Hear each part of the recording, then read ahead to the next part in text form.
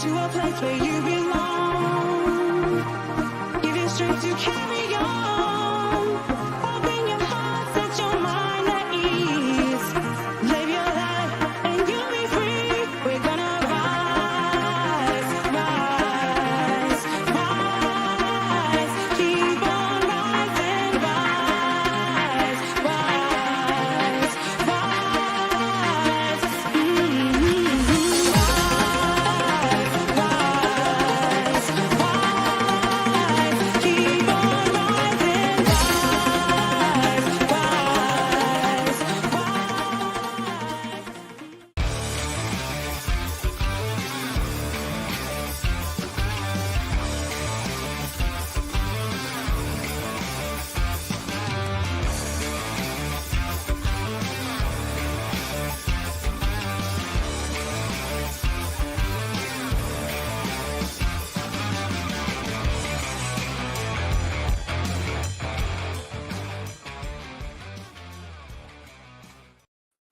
Good evening, everybody, and welcome to the Toon Review YouTube channel for a very special show tonight. We're joined by Abi Smith.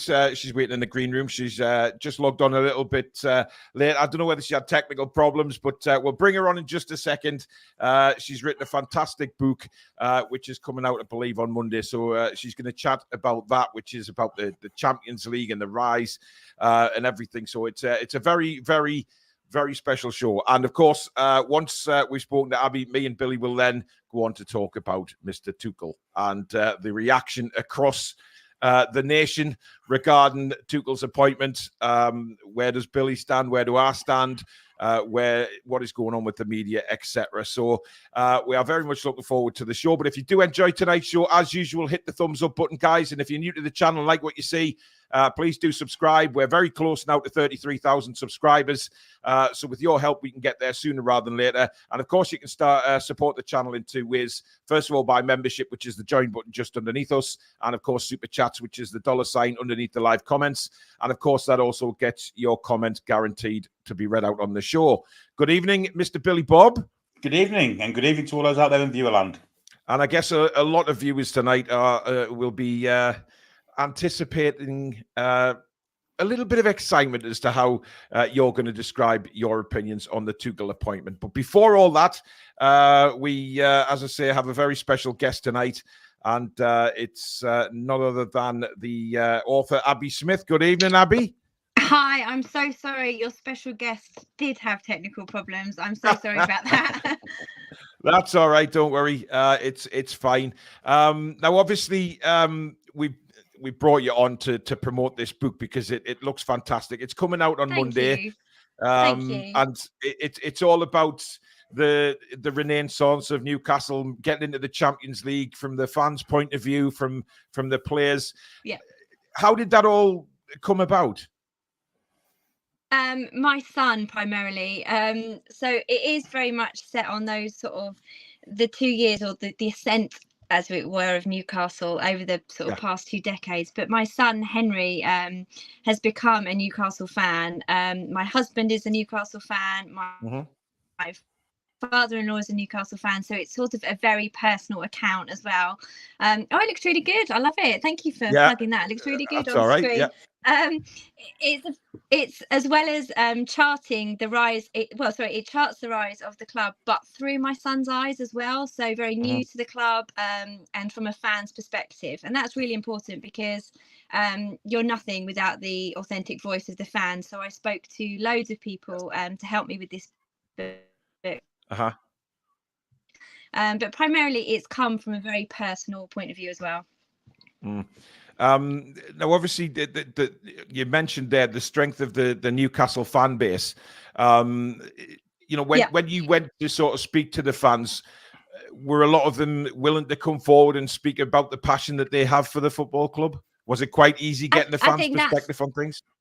Oh my gosh, 100%. I would be nothing. This book would be nothing without the thousands of people I've spoken to about it, whether I've been speaking to them. We've gone up to Newcastle loads of times because we're in the south of England, so for us a trip to Newcastle is magical, and I cannot describe what it's like when we go into, let's say, the Strawberry pre-match or post-match, and my son can talk to anyone in that pub and his eyes light up because he's getting such a perspective. It feels like they're sort of welcoming him with open arms to their family. He tells me he's feeling like he's coming home, and so that was so important and so key that I got that across, the help that I've had from fans all over the world really for this book, and obviously they were more passionate in some areas that I spoke about, because obviously I dipped into the Mike Ashley era a bit before the takeover, so got a lot of emotions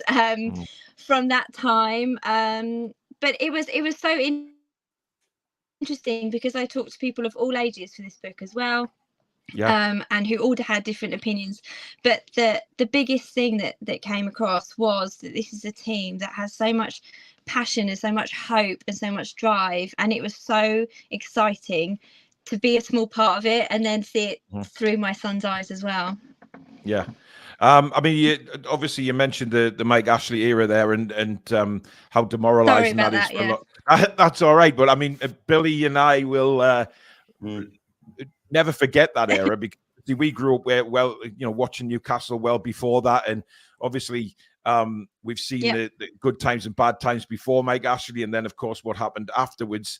I mean, Billy, you remember, we did a fan forum literally a day before the takeover, and it was like a counseling session. That's how I always look back on that fan forum and say it was a counseling session. The club was on its backside. It was getting relegated, wasn't it, Billy? And it was just a bad time. And then 2 days later, we're taking over. We had a wartime kind of feeling about it, didn't it? It had like the French resistance type. We had campaigns going to get Ashley out and things like that. But it had gone on for that long, and in the end, we were on our last legs, really. The takeover was a massive kind of beacon in the sky for us. But even that looked like it was never going to happen because of what was happening in the background with the Premier League and stuff. So, that final fans forum was depressing, to say the least. There was no looking forward. There was no light at the end of the tunnel. We were all looking at League One, League Two, even with Steve Brewster as manager. And then we got the news on the Wednesday that maybe a takeover was on the way, and maybe things were going to be different. Yeah, all changed since then. There's a few more people joined us, obviously, just asking what the book is. So I'll put that up again. It's called Rise of the Magpies, Newcastle United's Renaissance. And this primarily, Abby, it's focusing on the return to the Champions League, isn't it? And how the fans felt. Did you manage to get to speak to some of the players? I didn't speak to some of the players. I drew on archives from some interviews that I had posted around the time that sort of those pivotal matches were happening.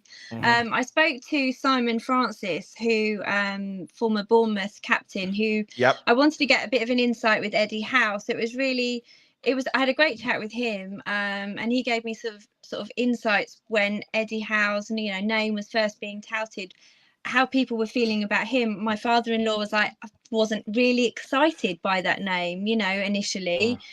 He wasn't someone that was, making me excited. So it was interesting to get different perspectives on him, and to speak to Simon, who was great, and, who worked with him for years. But yeah, I mean, it would have been great to have spoken to the fans. I would have earned serious mum points had I spoken to I can imagine. players. Absolutely. I mean, I'm very eager to read it, I have to say. I mean, because obviously, for us as passionate Newcastle United fans, getting back into the Champions League, I know that I think you mentioned there's a 0-0 draw against Leicester City, which is the most important 0-0. And I mentioned this on one of our shows actually a couple of weeks ago. Did you? Yeah. The save that Nick Pope made in the last minute, when all hearts were in our mouths, and then we drew that game. I mean, obviously, we don't want you to give too much of the book away, but where does it actually start, Abby? Interestingly, it starts from that game, because I call it like your Armstrong moment, in a sense that you can take one step and it doesn't mean anything, but you take one step at a really pivotal moment, and it's a small step for mankind, a huge step for Newcastle United, getting that 0-0 draw. Absolutely. Yeah. First time in Champions League for 22 years. So when you look at a score like that, 0-0 means nothing, but you put it in the right context, means everything. And that's where the book started for me. And then I sort of go back and get more of a context as to why it went so much, and then sort of follow sort of the seasons from there, as I say, dipping in with lots of insights from fans and insights from my son, my father-in-law, my husband, who's always keen to give me his opinion every time Newcastle are playing. So Yeah, that's the norm, unfortunately, for us Newcastle United fans. That it just shows like this sounds really strange, but my husband, when our son was born, he's like, I'm not gonna make him support Newcastle. He can support whatever football team he wants to. I'm not going to push my allegiance with South of England. So Bournemouth is sort of our closest, Brighton and Hove, you'd say. But it just so naturally, that passion came in every time we were watching the game, and Henry just like literally got soaked up in it, and it's wonderful that he's so part of the Newcastle family. And we're coming up for the Carabao Cup game against Chelsea in a couple of weeks, so the excitement is palpable in our house at the moment. I bet it is. I mean, Billy, I think you were doing, because obviously Billy does the commentaries on our home games, because I'm at the game, and then I do the away ones. I was in that ground at that 0-0 draw, and for me, that's probably the perfect time to start the book anyway. Oh, brilliant. Okay. I remember the emotion of it all. And like I say, when Nick Pope made that save in the dying moments to keep it 0-0, it wasn't the greatest of games, was it, Billy? It was built on a lot of nerves, and the ground was electric though. And St James's Park has its ups and downs with how loud it gets, and then it can go quiet if things aren't going well. But that ground was electric all night, and the celebrations after the game when the owners were on the pitch, and Billy, I mean, for you commentating on that game, it probably is the perfect time for Abby to start that book where she has, because of the emotion that went into that night. Yeah, because it was, I mean, like you say, it wasn't a great performance. It was against a side that was about to be relegated. Yeah, at home. We expected to win it 2-3, 4-0, but the prize at the end of that game was kind of stopping us from really expressing ourselves, and made us nervous. And Leicester actually looked like a side that wasn't going to be relegated. They looked the better side for most of the game. They did. We never really liked scoring. It was a very nervy affair. It was a 90 minutes that lasted for about 3 hours. It seemed like when I was commentating on it. But the relief at the end of it was immeasurable, really. Yeah. And that save from Nick Pope right at the end, which would have meant us going to Chelsea and trying to win a game that, was never going to be certain. Yeah, it was a massive save. I think as well, like playing Leicester, I spoke to a couple of Leicester fans about this, and they got that moment because obviously they'd been through their own fairy tale sort of journey. So they totally got what that meant. And that was really, well, I would say poetic, really, that it was against Leicester, who'd also had their fairy tale ending, previously. So once you've begun the book at that stage, Abby, what kind of journey does the book take you on throughout the sort of Champions League season, if you like? What is a fan, who's going to sit there and read the book? Because being a Newcastle fan is a roller coaster, and I think you obviously having your family supporting Newcastle, you'll probably know that the mood swings are ups and downs as well. I do, Does the book take you on that kind of a journey? It does a bit. I mean, obviously, my son has seen, like you were saying, the past few years have been very much a high. So his experiences of Newcastle compared to my husband, who's been up and down over the years, is very different. But we started that 0-0 draw, and then I flick back again to the Mike Ashley and how it all sort of began, how that sort of rise began, the momentum that was building and the takeover, the new players coming in, the signings, Eddie Howe, how he's all those decision makings in that book, but with, I'm no expert on why a tactical decision is made, but so therefore the fans' voices come in at those moments, those parts of the book that changed the way of the journey of Newcastle, and then hopefully give that sort of voice into how everyone was feeling at the time, why those decisions were being made. obviously, there was some high points of the Champions League campaign, and there was some very low points. So, do you get reaction from fans after certain games, after defeats, wins? How does that work in the book? Yeah, I can see what. Yeah, it's basically so a match is happening.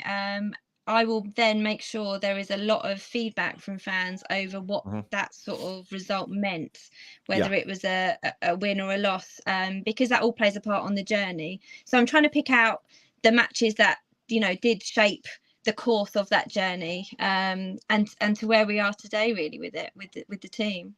Yeah. Davey's got a question. Says, question for Abi. Was the disgraceful PSG away penalty covered in the book, or did you have to censor some of the reaction to that? Because that ultimately knocked us out, I guess. So that was a very pivotal point of the Champions League campaign. Yeah, I may have just skimmed over that bit. Let's yeah.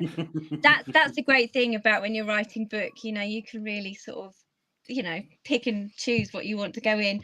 No, I obviously did mention the points that unfortunately then got us out of the Champions League, but still celebrating the fact that it was part of the journey.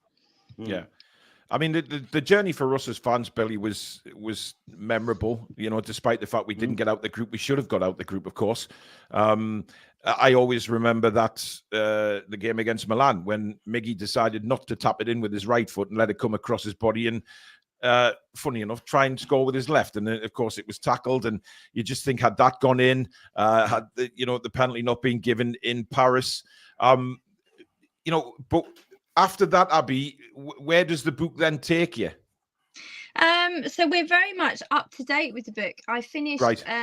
Yeah, we're pretty much up to date with it. Tony Ali has just come back in to the squad, so I was quite concerned that the worst thing as a writer is that the book can have such a delay to it that by the time it comes out, you're really you're past a point of.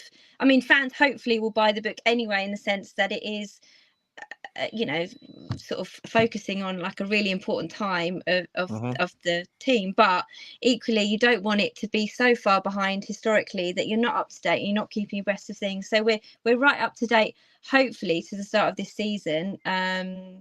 I don't know how they've managed to print it so quickly, but that's wonderul pitch publishing for you absolutely. that gets these books out. I just do the typing bit, I don't think about the logistics of everything. So we're hopefully bang on up to date. But that must have been very interesting for you, writing that book, going from the highs of the Champions League to then what happened last season with Tonali's suspension and injuries, and it's a real. I'm not going to lie, I was sort of hoping for a bit of a better finish, but beggars can't be choosers. But equally at that point as well, I think it was announced, we were thinking of Eddie Howe's name that was being touted as England manager.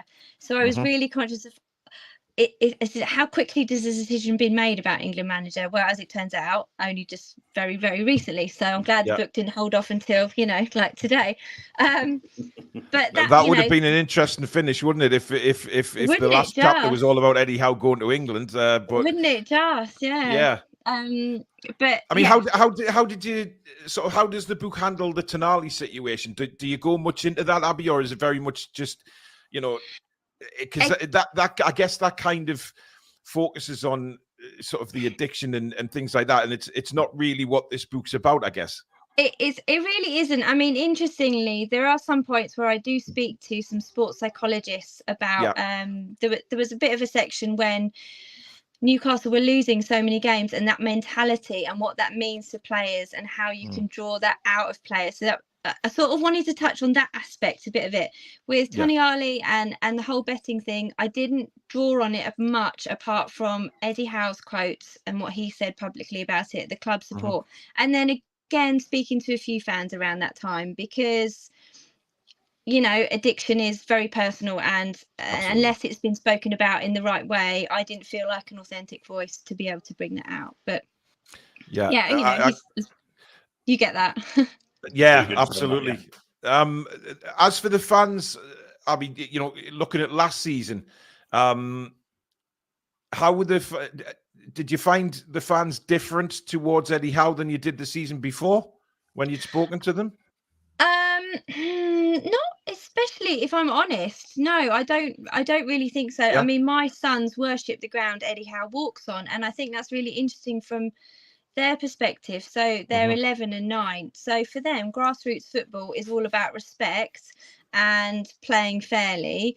And they see Eddie Howe as a manager that does that sort of epitomizes that whole mantra. So they see other managers. I think my other son was saying, I can't remember who he gave an example for the book, but they see managers that are shouting at their players all the time and getting cross with them. And so they see Eddie Howe as someone that doesn't do that. And that's really interesting when you see it through a child's perspective of how they view a manager should be.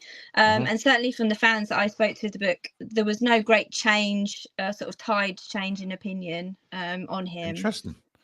Because I mean, we put a few polls up last season, didn't we, Billy, where people were sitting with Eddie, different. And it was, well, it was, I think, bordering on sort of 50-50 most of the time, Billy, wasn't it? Okay. I mean, I was on the wrong side for a little while. I mean, Yes, you were. Yeah. Were you? Yeah, absolutely. He did lose his temper during one of the games we were commentating on. Chelsea away. Chelsea away when some certain substitutions were made, and we we thought he'd actually just, we were losing the game, and we thought he just sort of said, well, so that we can't get back into it. Another question for you, I Abby. need to speak to you two for the book. Sorry, I need to speak to you two if I ever do a sequel, don't I? And then I get... Absolutely. Oh, God. I mean, you just have to look back when this channel started to see how my blood pressure's gone up and down over the years. Various cameras have...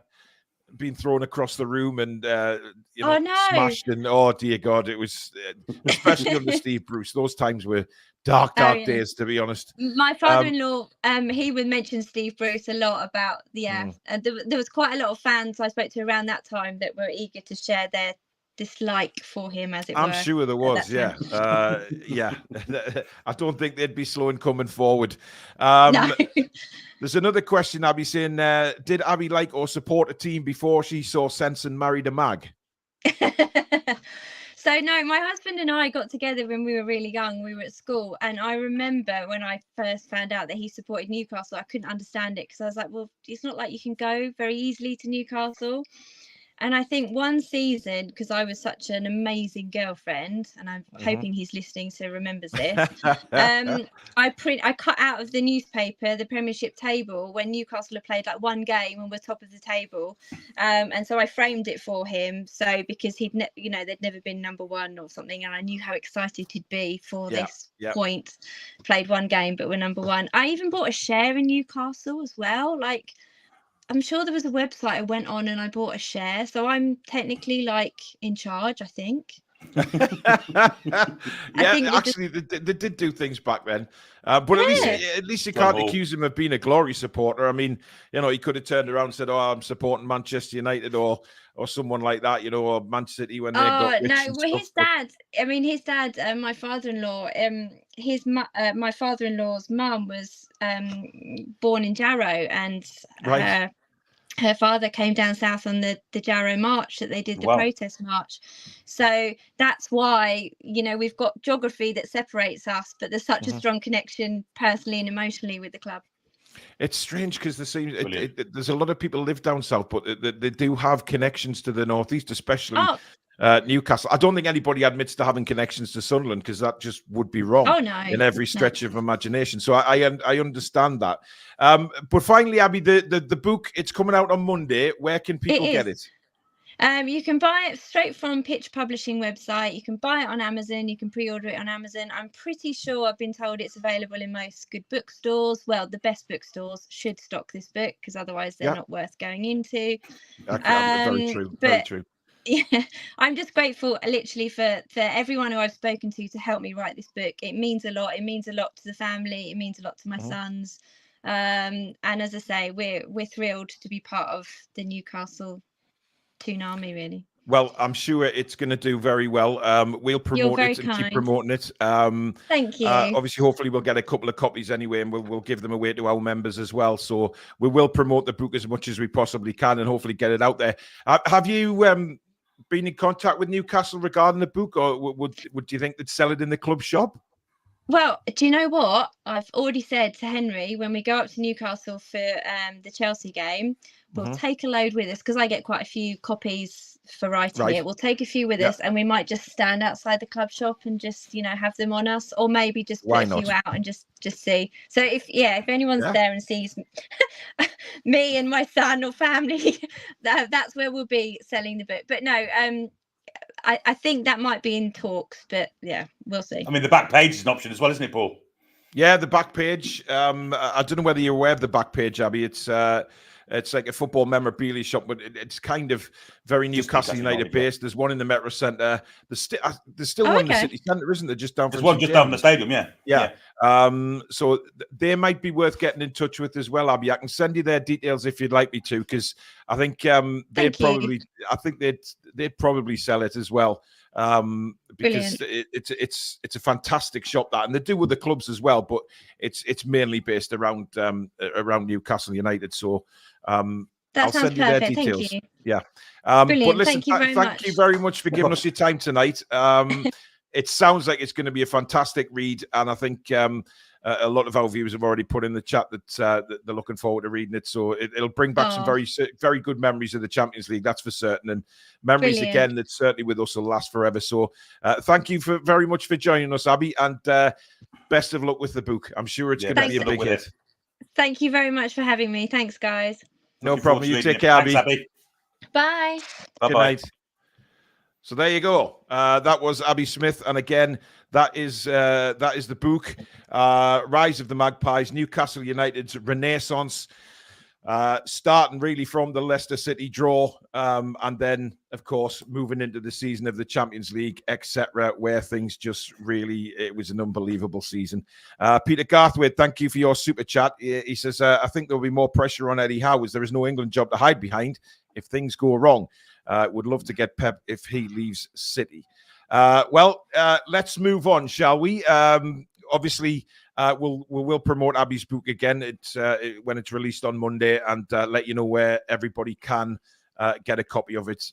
Please do support her. Obviously, she's a lovely person with a lovely family, and I think she's an award-winning author. So she's done well over the years. So I'm sure it'll be a fantastic read. But let's turn our attention to England, Billy, and Thomas Tuchel, because a lot of fans have had their say on social media, and normal football fans, I think, are quite happy with this appointment. There is a few normal fans who aren't. However, what I would like to say is the Daily Mail. No. The Daily Mail. You should be absolutely, and I don't care if I go off on a tangent here, Billy, because I feel like I can, and I will, and I don't care. The Daily Mail, shame on you, you bunch of utter muppets. Absolutely disgusting. This was their back page. There is simply no excuse for this. A dark day for England. 3 Lions gamble on a German. But Tuchel only has 18 months to prove he's up to it. Now, correct me if I'm wrong. What does it matter if he's German? These same pundits, these same reporters and journalists all said a couple of days ago, when the rumours were coming out about Pep Guardiola, that it was a very, very sensible and astute move for England to get Guardiola. But because Thomas Tuchel is German, you decide to come out with what I class as a racist remark, because you put German in capital letters. So what you're telling me is, if he was Spanish, French, Portuguese, it wouldn't matter. But the fact is he's German, you have a serious problem with it. It's a disgrace. And as for the other pundits, Billy, I am astounded that they've all come crawling out the woodwork. Harry Redknapp's come out his care home, and they're all saying the same bloody thing. Oh, I'd prefer if it was English, we should have an English manager. There's no English manager good enough at the moment, in my opinion, to take that job. Eddie Howe isn't available. It's as simple as that. Who else is there? Graham Potter. Now, I'm sorry, Billy. Graham Potter would be a yes man. That's the only reason Graham Potter would get the job. And Graham Potter has not done enough in football to get the job. Mm-hmm. Simple as that. Mm-hmm. Thomas Tuchel is a winner. He has won trophies. Now, Billy, I know when you speak, you're going to say, you have you're a little apprehensive about some of the things to do with Thomas Tuchel. But this is what I'm talking about here, is the utter disgraceful comments that have come out from pundits and journalists alike regarding this man. Tuchel hasn't deserved any of that, and already they're jumping on him before a ball's even been kicked. Where is that sense? It's disgusting. I'm absolutely appalled by this. And how must Thomas Tuchel feel? Listen, this guy is probably, had to think long and hard about this, because obviously the Germany-England football rivalry, I'm not talking about anything else, but the football rivalry is there for everyone to see. We love playing Germany. They love beating us, etc., right? So it must have been a big decision for him to take this job in the first place, because maybe he would have felt a bit of backlash in Germany. I don't, however, think that is the case, judging by the reports in Germany. However, this country, what a bunch of bastards our pundits and journalists are, Billy. Well, the Daily Mail especially, it's a racist publication. It's as simple and straightforward as that. Like you said, no kind of animosity against Pep. He's Spanish. We were in a war with them 80 years ago. But we were at war against Germany, and some people haven't been able to let that war go. And it's odd, really, because the Daily Mail supported the people we were fighting against during the war. They were very, very, very, very supportive of Mr. Hitler. So it's strange that they've kind of changed tune now. I have lots of reservations about Thomas Tuchel, nothing to do with his nationality. I would have taken another German myself personally if I had the choice. It would have been Jurgen Klopp. No doubt about it in my mind. He'd been a great England manager. So the nationality thing doesn't come into it for me. Yeah, but it's the style of football that he plays, and also the players that he's going to favour to pick in the squad, which I'm not. Well, we don't know what it is yet, but we can see it coming, can't we? The likes of the captain. Well, your old mate Harry Kane will probably maybe a few old Chelsea players that were really sent out to grass by now. But we were talking before the show, Billy, and I think with regards to Harry Kane. Harry Kane scored a hatful of goals for Thomas Tuchel when at Bayern. Okay, so he, maybe he will get a different Harry Kane playing for England. Maybe Harry Kane won't be allowed to drop back into midfield or centre back. He'll tell Harry Kane to stay where he's supposed to stay, and we'll get the best out of him.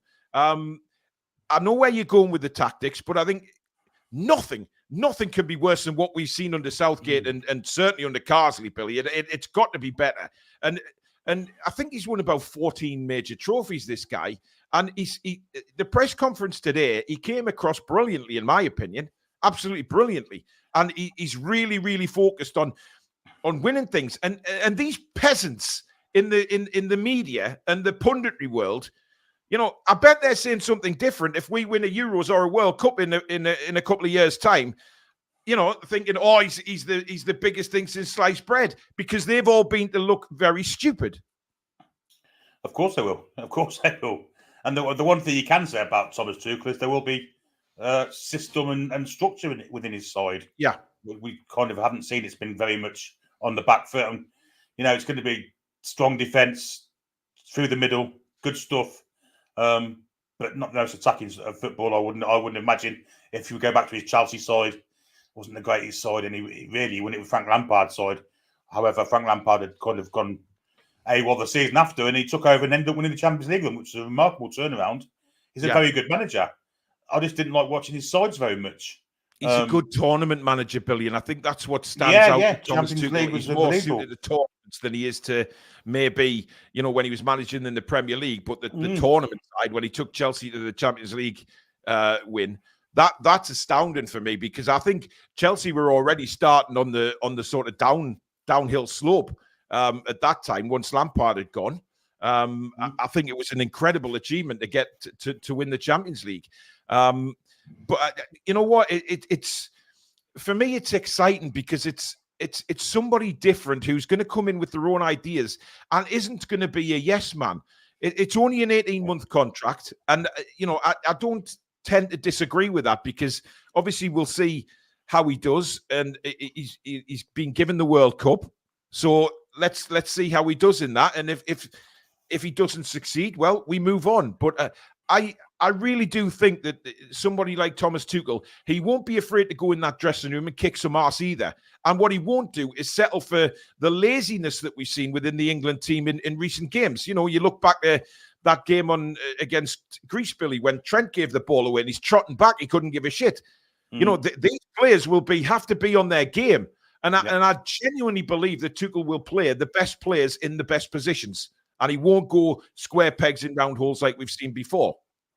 Well, there'll certainly be a more professional attitude to it than what there has been in the League Carsley, for instance. Yeah. And there will be structure and systems to put into place, and they will be adhered to, because German people are very what's the word for it without sounding xenophobic? They're very perfect at what they do, aren't they? You know, it's a national trait of theirs to be kind of on the button every time, and professionalism is something that comes into their life, whether they're a Dutchman or a football manager. They're just professional people. And I think Thomas Tuchel's a very successful manager. He's managed at all the top clubs, you know, Munich, PSG, Chelsea, Champions League winners with Chelsea as well, as we've already mentioned. He's a big game manager. Yeah. He's a big game manager, yeah. And I think he'll get the side in the right frame of mind to kind of go forward. And I think even now he'll be looking at how to win that World Cup in 2026. I think that'll be obviously that's where his contract ends. I think he'll have a plan to win that World Cup from now. And the thing is, Billy, he knows the players he's got. Certainly, if played in the right way and played the right tactics, etc., that we have the players there to go a long way in the tournament. We really do. You know, if you look at a lot of certainly the worldwide teams, you know, Brazil are out of control at the minute. Argentina aren't exactly hitting heights. You know, there's only the European teams at the moment that you would suggest are favourites to win the World Cup. And given that now that Tuchel is in, we've got somebody with a bit of personality now, somebody who's good with the press, somebody who for me can put an arm around a player or can give a player an absolute bollocking. And because that's been my biggest criticism of, and certainly the fans walking away from England in the past, because they've never seen the passion or commitment. I think this guy, despite him being of another nationality, I think he will bring that passion and commitment back. The one thing you can guarantee is that he won't be shoehorning players in just because of their reputation worldwide. You won't see sides with Cole Palmer, Phil Foden, Jude Bellingham, all in this, Jack Grealish, Anthony Gore, all in the same side. There'll be a system, and there'll be one player for each system. And he won't shoehorn Cole Palmer in it to help Declan Rice, for instance.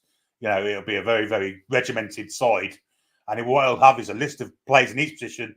When the top one's unavailable, the next one comes in. It'll be as straightforward as that for him. He's very, very methodical, pragmatic. And in that sense, I'm quite looking forward to it. It's just the way that the game's played. It's not 100 mile an hour. Well, you might get a surprise, Billy, because he'll have the opportunity. Because certainly, if we look at the players available for England, they can play at a fast pace. And for some reason, the previous managers have slowed the game down. And yet these, you know, we were talking the other night when Kyle Walker gets the ball for England. Normally, for Man City, he gets that ball and he turns on the afterburners and he's right down the wing. But for England, he gets the ball and he's turning backwards. That comes from the direction of the manager and what the coach did in training. You know, that he's not told to do that. And of course, there's the left back situation. I think he'll bring in a couple of left backs who are proper left backs. It's a big opportunity for the likes of Lewis Hall, etc., who are knocking on the door.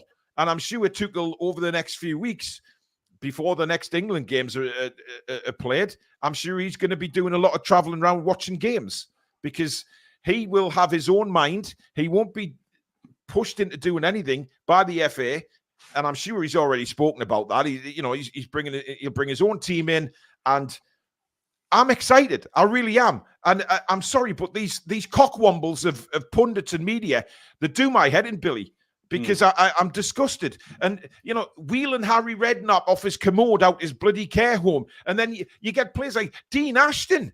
I mean, who is Dean Ashton to comment on an England manager? How many caps did Dean Ashton get? One? One, I think. Yeah, I think one, yeah. What is why does Sky do this?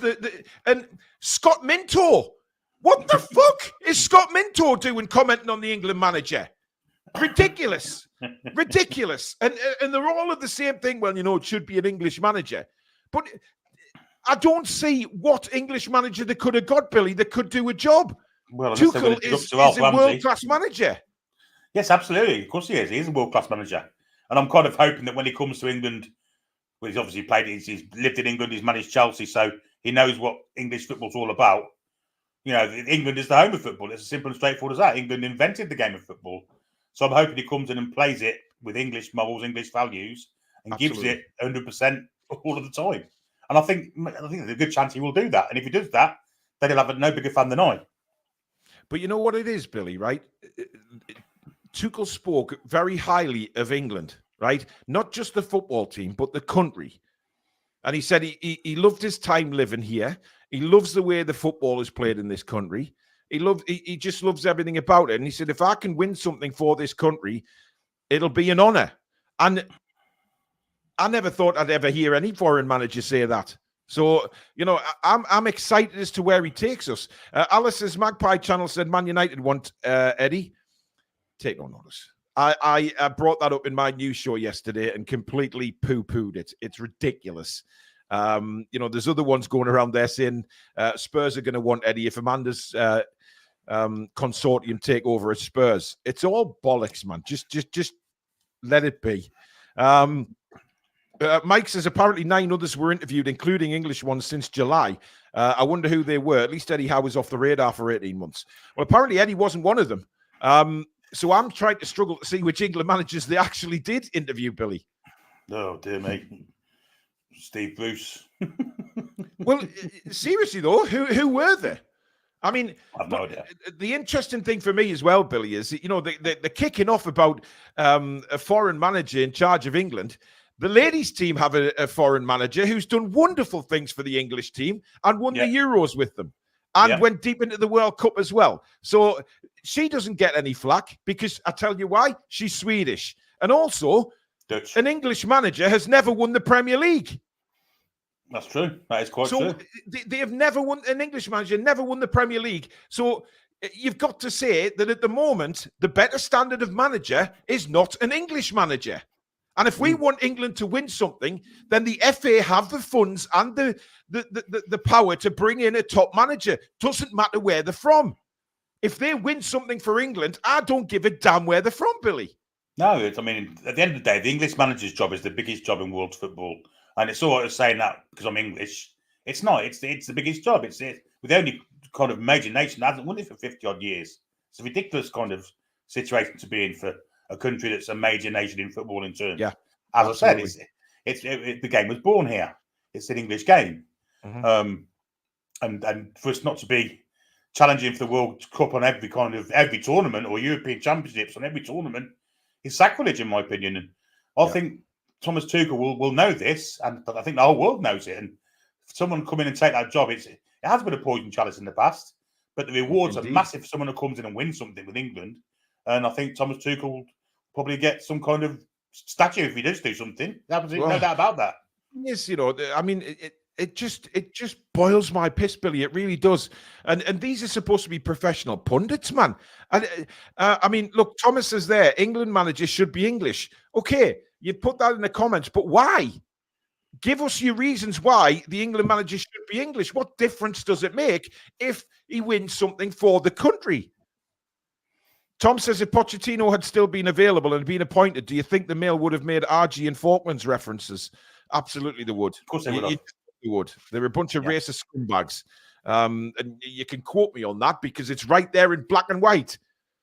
Why is German highlighted in capital letters? Everybody knows why. The egos and prima donnas of the England squad is what's holding us back. They need a Tuchel handshake. Just ask Conte. Yes, exactly. I bet Tuchel can give a good bollocking. Didn't Tuchel win 5 cups in 2 years at Chelsea? He's got a fantastic CV. Now, like Billy says, we have to wait and see what kind of tactics he's gonna do with England. Would they be any different at Chelsea? Maybe. We'll have to wait until November's internationals to see that. But we may get a big surprise and see an England team who go out there and really put on a show for 2 games. Because not only, Billy, do they need to get going in the Nations League again, they actually need to bring the fans back. Not just that they are playing for the international future. I've got no doubt that Thomas Tuchel will be watching with a very keen eye from maybe even the stands at the games. He'll want to know how players perform in certain situations. And that Greece game away is it's not high pressure, but it is kind of at that level. It's a high pressure game, isn't it? Absolutely. After rectifying what happened last week at Wembley, getting revenge, and then putting us back on top of that Nations League kind of group. It's in that competition. It's a high pressure game. So Thomas Tuchel will be very keen to see who stands up, and I've got no doubt that it'll have some kind of input into what kind of selection that Mr. Cardi makes. This is going to be very important for the players. Tuchel's first games in November. They are going to be huge, Billy. January. I think January takes over. Oh, is he not taking over till January? I thought it was Kazi's picking the team then. So I'm sure there'll be some sort of input from Tuchel. He's not working. He's not working, is he? No. Yeah, very cheap option. It has to it's a very be. cheap Absolutely. option. No compensation. Yeah, it's a clever appointment, really. I'm not with it footballing wise, but it's a very common sense appointment. There's no compensation for him. Billy, that's understandable. Footballer wise, you have your reservations, and that's fine. So a lot of football fans will, but at least you're not saying, "Oh, he shouldn't have the job" or anything like that. You've got reservations. If you're going to win something, it'd be absolutely fantastic, wouldn't it? So, I don't get this why an England team has to be managed by an English manager. You know, other countries have taken on various nationalities in the past and done very well. Mr. Rich, member for 8 months. Thank you for your support, buddy. Welcome, Thomas. I love him. Disgusting what our media has said and channels. He will win it for us, and then everyone will love him. It's laughable. And then he said a super chat as well. Hopefully he will drop Kane. There is better players. And Chip, thank you for your super chat. Why did the press not mourn when we hired Capello or Sven? Blatant racism. I mean, I remember when Sven got the job, Billy, there was sort of a buzz, wasn't there? Do you remember? I think the first game for England was at Villa Park under Sven.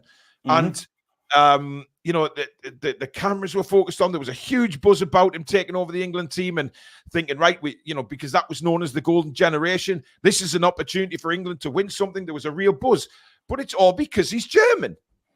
No doubt about it. No doubt about it. The fans aren't going to be able to sing that ridiculous song they sing about the 10 German pilots, let's say. Absolutely. You know, that's going to be out the window now, or will it? With the thuggery of some of our fans, maybe it won't be. They've been singing it for years. It's not nice when you're in a pub and the whole pub singing it. It's very xenophobic.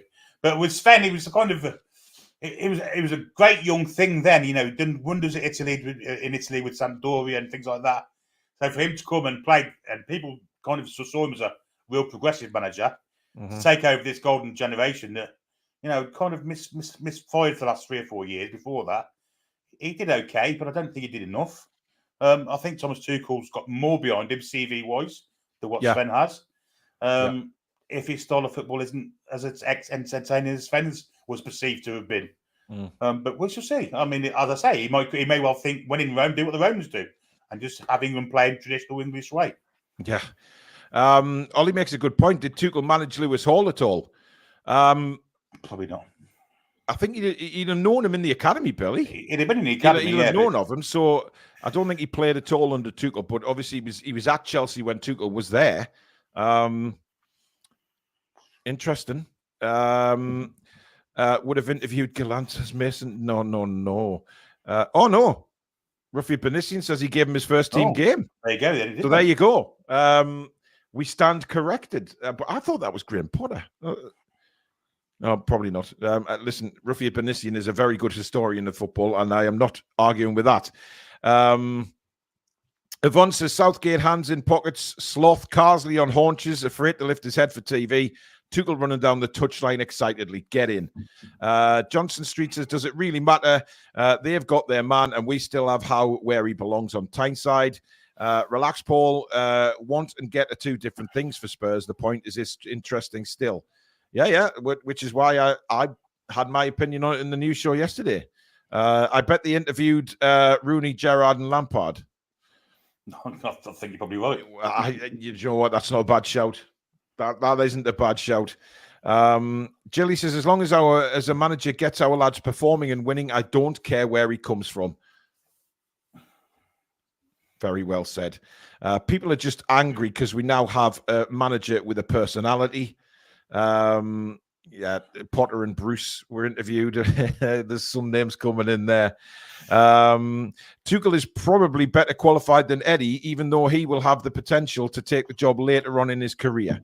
Eddie's still very young. You know, it's not like he's still what 40s, Billy. Yeah, 45, isn't he? 46, something like that. He's not old, so he's got years left. And I'm sure one day. Tuchel's played Champions League football with Bayern Munich, with PSG, with Chelsea. You know, the three massive clubs. Did he go to Italy at some point as well? Yeah. You know, he's been at all the big clubs in Europe, really. So of course he's more qualified than Eddie Howe. No doubt about it. Harple says, is Abi the one on the right or the left? Well, if you decided to come in on time, Harple, you would have seen the interview with Abi. LG says, I couldn't care less about the nationality of the manager. It's about winning. This country doesn't produce any good managers. Well, we do, but I don't. Sorry? We used to.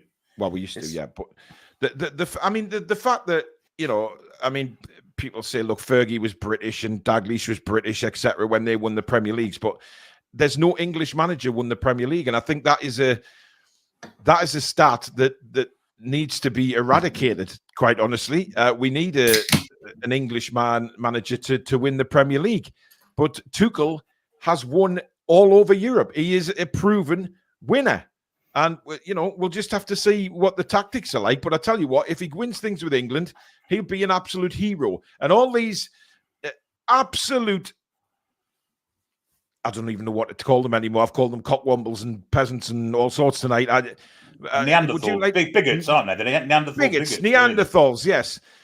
I bet they're the first to come out and go, oh, yeah, you know, I backed him from the start, all of this. You know, the likes of Carragher and Neville and Harry Redknapp will probably still be there doing his knitting in his care home.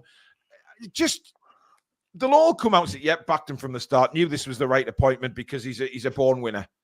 You just know that'll happen. The hypocrisy will be incredible. You just know it will. Foxy says, Potter was my choice, as I thought he would go the English route. But fair play to Tuchel. He's a huge upgrade on what we've had over the last years. The CV should tell you that. So we should get behind him now. I mean, Harry Redknapp's he's still bitter that he didn't get the England job. Of course he is. And big Sam Allardyce has had his say as well on Talk Sport today. Get lost. Absolute dinosaur. You're still bitter because you got caught and you lost the job, pal. So don't come forward with Harry Redknapp's very much cut from the same cloth, isn't he? Didn't he have his dog as an accountant or something? Of course he are. That excuse in court, his dog was his accountant. Something ridiculous like that. Yeah. So, you know, why they keep wheeling these people out when something major happens in football? I mean, like I say, who the hell, Dean Ashton and Scott Minto, what the fuck does their opinion count for towards England? Give me a break, man. Germans have managed abroad before. Klinsmann, USA, Mateus, Hungary. Exactly. Yeah. Exactly. Ah, dear. It could have been worse. Could have been Joachim Löw, couldn't it? Oh. Well, listen. Let's not cross that line, Billy, shall we? Imagine the Daily Mail's response to him. They'd have pulled all the... everything would have come out then. But I mean, I don't particularly like him as a person anyway. But the thing about Tuchel is he's a likable guy. He is a very likable guy, and I think that will appeal to the sensible side of England, not these bloody dinosaurs that Sky and TalkSport wheel out. Honestly, Ball Geordie says, even TTR, German fans and the club do not rate England as rivals. It's the English mentality around the war. They don't give a shit. I think it's awesome signing, 10 times better than Southgate. Well said, mate. Yeah, because you know what? The German press, sensible, unlike our bunch of muppets. Well, the Germans don't live in the past, do they? They're not. No, they live in outdated. And I tell you what, Billy, you go over to Germany as an Englishman, and they are friendly as bloody anything. They are a real friendly bunch. Yes, you get the odd stuck-up person, but where don't you? You know what I mean? But, I've been to Germany a couple of times and they've been so friendly. What happened in the past is the past. People have moved on now. It's not back in those days. And if they haven't Germany's moved on, a fantastic country. If they haven't moved on, it speaks volumes about them, doesn't it? Well, absolutely. And they should be in prison. There you go. A few comments saying he doesn't start till January. Yep, I was put right about that. Predators has just tuned in. Hope everyone is okay. My 2 pennies worth on Tuchel. Amazing appointment. Not listening to all this. The England manager should be English bollocks. Where was all this outcry in the past? It's just because he's German. And that's the bottom line. Peter Garthwaite, thank you for your super chat. Wish the FA had got Eddie Howe and we got Tuchel. Oh, I'm happy where Eddie Howe is right now, to be honest. I'm still well behind Eddie. John says, I support Tuchel for football reasons. He's a massive upgrade from Southgate or Carsley. That is correct. Look, Billy, just put those 3 names together. Yeah, that's correct. Lee Carsley, Gareth Southgate, Thomas Tuchel. There is absolutely... there's no link at all. Well, there's a link with Southgate and Carsley being the most boring fuckers on the planet, but footballer-wise, he's miles ahead. I guess what's available in world football at the moment that isn't in a job is the only choice, really. But 2 weeks ago they could have got Jurgen Klopp, and I'd have been really, really excited about that. Yeah. Harple says, and what do you think the rhetoric will be if it goes badly? We know what it'll be. We know exactly what it'll be. It's already started. It'll be spies and things like that, won't it? It'll be. God, it's already started with the pundits and the media. They've already started he's already got a mountain to climb, as Thomas Tuchel, to get these idiots on his side, if there ever would be. And you can see that hopefully he doesn't pay any attention to them and he just gets on with his job, which I have a feeling he will. But these guys are utter muppets, man. They've absolutely slated him before he's even started the job, just because he's German. If he was Swedish, Spanish, Italian, etc., there wouldn't be this outcry at all. And we know that. I'm pretty sure he'll be well versed in how the English media works. He'll have seen it at first hand when he was at Chelsea. Yeah. I don't think he'll be quite ready for what happens as an England manager, though, when we saw really get killed that Graham Taylor, the treatment of him by the press, and he was an Englishman. So German in the same situation. The turnip, remember the turnip on the back page, Billy? Imagine the German in that situation. Good grief. Yeah. It's going to be horrific. And, the press need kind of, certainly that side of the press need kind of, what's the word for it? They need controlling when it comes to that, because it shouldn't be allowed in this day and age. Yeah. Guys, can I just say about his contract? It's an 18-month deal starting in January, which takes him to after the World Cup. So it's not before the World Cup. It's after the World Cup. He gets the World Cup. Okay. They're not going to give the manager a job and then just the contract ends just before the World Cup. He's got the World Cup, guys. And I think he'll do very well in it. Johnson Street says, let's be honest, who do we really care about more, England or Newcastle? For me, it's not even a debate. No, I get what you're saying. Obviously, Newcastle for us is the most important thing. But I want people to get excited about England again. I don't know about you, Billy, but I love this. I love how Stato still has the passion he has for the England football team. He still loves that England football team, and I guess me and you, we were brought up with England and the passion, etc., and it has dwindled away. I want to see that excitement back, and I don't think as a football fan that's a bad thing, surely.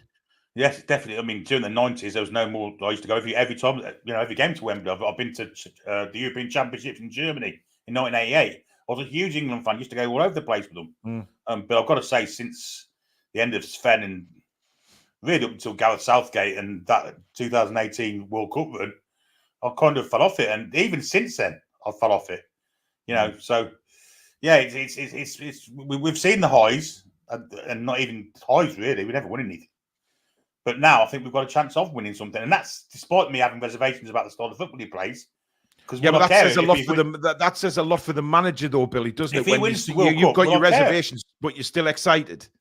If we win the World Cup, would I care how we played? I don't think you've got to play. I think you have to be some kind of entertainment side to win a World Cup properly. Mm-hmm. So yes, exactly. I'm looking forward to that.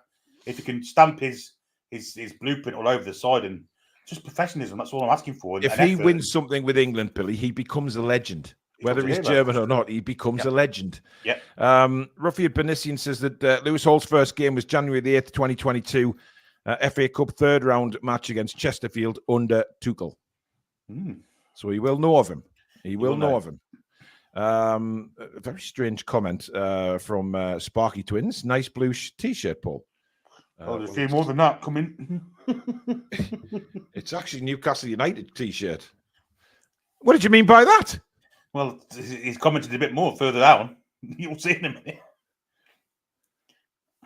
Billy looks nice and Paul on stream. I don't understand what that means. It's odd, isn't it? Very strange. Ben says, agreed, Paul. Germans are very friendly and never refuse to talk to you. Germany is class. Agreed, Germans are amongst the friendliest people I've met.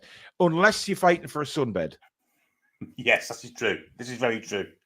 That becomes a whole different ball game. That's like the World Cup final. It is, trying to get a sunbed, fighting the Germans for that. But that's a bit of banter. Kieran, and their liberal way of dressing. I was on holiday in Mallorca. They love a Speedo, Billy. They love a Speedo. Worse than that, I met some. We was on the beach and there was a German and his wife. His name is Jürgen, strangely enough. And we were talking, and he was an undercover policeman who used to infiltrate hooligan gangs. That was his job. And we were speaking. He's a really interesting bloke. Yeah. Got back to the room, was on my balcony. I just had a shower, towel wrapped round us and that. And Billy looked over, and there's Jürgen and his wife standing waving at me from their balcony with absolutely nothing on. Everything. Yeah. I don't give a shit. They don't. They absolutely don't. I remember being in Mallorca, 2012, I think it was, and going down to the beach with the kids. And there's a group of Germans just swimming stark naked on the far side of the beach. They don't give a damn. No. They've got this weird way of I remember speaking to one of them, actually, it was in Mallorca. He was bronzed, I mean, properly brown. And he said it was because they don't believe, or they didn't believe in suntan lotion. They believed in tanning using the salt in the sea. Weird. I mean, I wouldn't do that. I'd fry to a crisp. Me too. Kieran, member for 7 months. Thank you, mate, for your support. Can't wait to have the Premier League back, knowing we can keep Eddie Howe at Newcastle, and hopefully his full focus is on the game at Chelsea. Well, it's Brighton on Saturday, matey. It's not Chelsea. Chelsea is to come, obviously, in the Cup and in the league. I think we play them back-to-back, don't we? Yeah. One away, one at home. So, yeah, it's going to be very interesting, that. But there you go, guys. That is the show done and dusted tonight. Some very interesting conversation, of course, involving... of course, Abi, thank you very much to Abi to come on to promote the book. If you just joined us recently, that is the book, Rise of the Magpies, Newcastle United's Renaissance. It's available on Amazon and in all good bookstores from Monday. Make sure you grab yourself a copy because it's going to be a fabulous read. The ups of the Champions League campaign, and then, of course, the season after, where it became an almighty struggle with injuries, etc., and, of course, the suspension to Sandro Tonali. So a brilliant read. And then, of course, all the discussion about Tuchel tonight. I'm sure Alex will have his say. I've seen him put a lot of stuff on social media today regarding the Daily Mail, etc. So we'll get his input tomorrow night. But tomorrow night at 7 o'clock, it is, of course, the match preview for the Brighton game. Stato is joining us tomorrow with me and Billy. Sam is away working. She'll be back on Friday for TTR Friday. So lots to come on the channel, guys. We've got the press conference reaction Friday morning, TTR Friday night, and of course, Match Day Live at 2:30 on Saturday afternoon as well. It might be me and Billy commentating on that because it depends how Susan is with her health. If she's too poorly, then there's no way I'm risking going to the match. At least I know I'm here if anything should go wrong. But we'll see what happens with that. But in the meantime, guys, enjoy the rest of your, what day are we on? Wednesday evening. And we'll see you back at 7 o'clock tomorrow night for the preview, sorry. But don't forget to give it a like and subscribe if you're new. And we'll see you very soon, guys. Good night. Auf Wiedersehen, pets. come back and check I'm still breathing.